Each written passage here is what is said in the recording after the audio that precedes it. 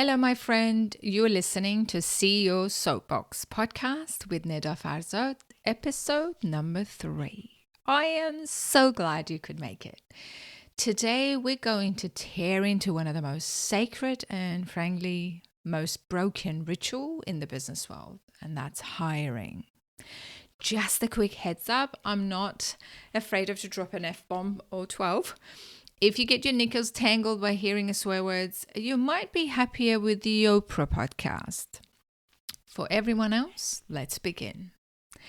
So, how many hours have you wasted in 2025 sitting through interviews, looking at CVs that all look the same, and then making a hire that felt fine? Only to find out 6 months later that fine was a generous term. You ended up with someone who can follow a manual but can make a decision to save their life. It's a huge, expensive, and time-sucking mess. And if you're hiring in Australia, the real challenge of letting someone go is harder than passing the kidney stones. In this episode, I'm going to share a practical and maybe a little unconventional hiring strategy. You can start using it this week to find people with great judgment and not just long list of skills. We are all leaders here. We know the pain points that no one really wants to admit out loud. First, there is this cycle of mediocre hire. You hire someone who's okay. They do okay work, and then they hire more okay people. It's like a slow-acting poison for your company, culture, and performance. Second, you know the perfect candidate unicorn hunt? We spend months and thousands, and in some businesses, tens of thousands, trying to find this mythical person with, let's say, 15 years experience in a technology that only existed for 5. It's insane. And my personal favorite, the cost of bad hire. It's not just their salary, my friend. It's the project they derail, the good people they drive away, and the sheer amount of your time spent cleaning up their messes. It can set a team or a business back by a year or more. We are tired of it. What we want are outcomes. We want to reduce our time to hire without sacrificing quality, right? We want new team members who are adding real value, not just still figuring out where the virtual toilets are. Kidding, there's not virtual toilets. And most of all, we want to build a team of thinkers and doers, not just task monkeys. And here's my core belief on today's hiring process. Our modern hiring process is 90% theatre and 10% substance. We've become obsessed with performance, how someone acts in an interview instead of their actual ability to perform in a role. Action will always beat theatre. So how do we fix this? Let's break it down. First thing first, we over-indexed on skills, and these days AI is doing it, and criminally under-indexed on judgment. Skills are teachable. You can send a smart person on a course to learn a new software. You can teach him the process. But judgment, that's a whole different beast.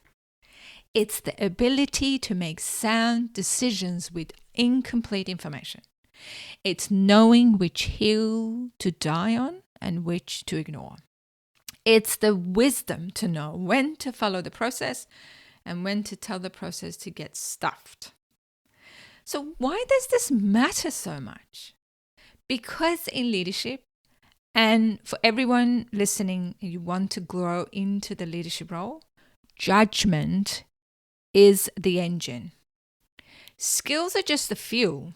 You can have a full tank of gas, but if the engine is fucked, you're going nowhere. And most of the time, we hire people with a full tank and a broken engine. Which brings me to my second point.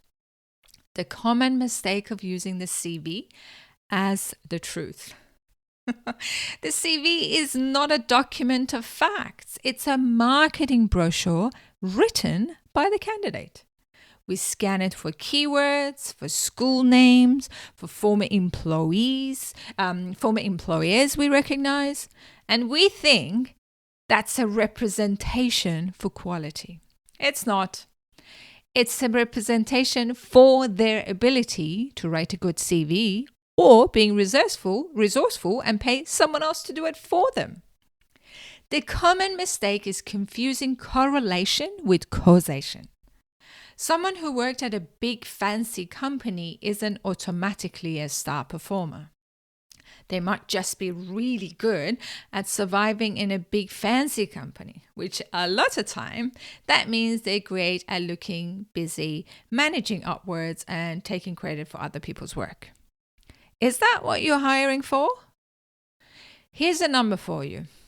We tested this, what I'm going to share with you today, and we've seen team improves their interview to offer ratio by over 50%, simply by shifting focus from CV screening to real-world problem-solving exercises early in the process. We're going to go through it. They stop filtering for pedigree and start filtering for aptitude. The third point is the practical shift. You must move from asking hypothetical questions to creating real-world simulations. So, stop asking, tell me about a time when you handled a difficult stakeholder. It's a terrible question. You're inviting them to tell you a rehearsed story where they are the hero.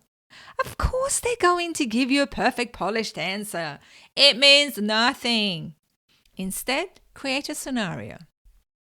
Give them a one-page brief that outlines a real messy problem your team faced last quarter or facing now.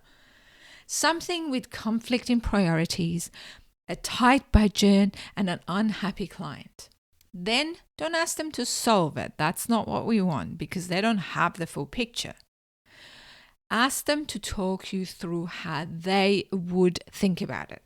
For example, what are the first 3 questions you would ask in this situation? Or who would you need to speak to first? What information do you think is missing? What's the biggest risk you see right now from this scenario I'm putting in front of you? Just remember, you're not looking for the right answer, again, because they don't have the full picture. They don't work in your company. You're looking to see how their brain works.